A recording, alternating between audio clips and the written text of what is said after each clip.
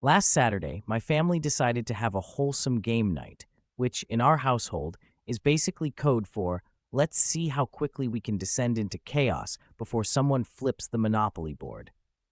My mom had bought this new board game called Conquest of the Cosmos, which I suspect she chose solely because the box had glitter. The instructions, however, were in that special kind of English that's technically correct, but feels like it was run through Google Translate 12 times. So right away, we were off to a strong start. We tried to decipher the rules together, but every sentence seemed to contradict the last. Dad insisted that Space Emperor meant he started with all the money, while my sister argued that intergalactic diplomacy just meant you had to compliment someone before stealing their planets.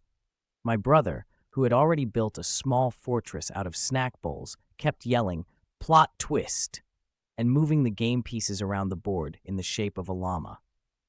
Things only got worse when we discovered the dice had more symbols than numbers. One side was just a picture of a sad raccoon. After an hour, my mom started assigning nonsense words to the symbols, like glorped and sprudel, and then we all just went with it, because honestly, it made more sense than the actual rules.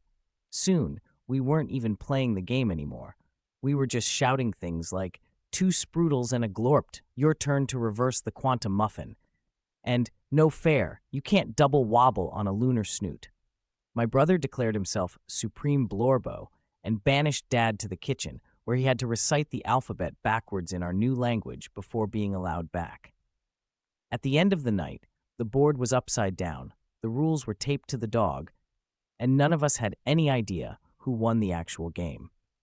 But on the bright side, we did invent a new language, one where the only consistent rule is that nobody ever understands what's happening, which, according to my mom, makes it the most accurate depiction of family game night ever. Turns out, the real conquest of the cosmos was the friends we confused along the way.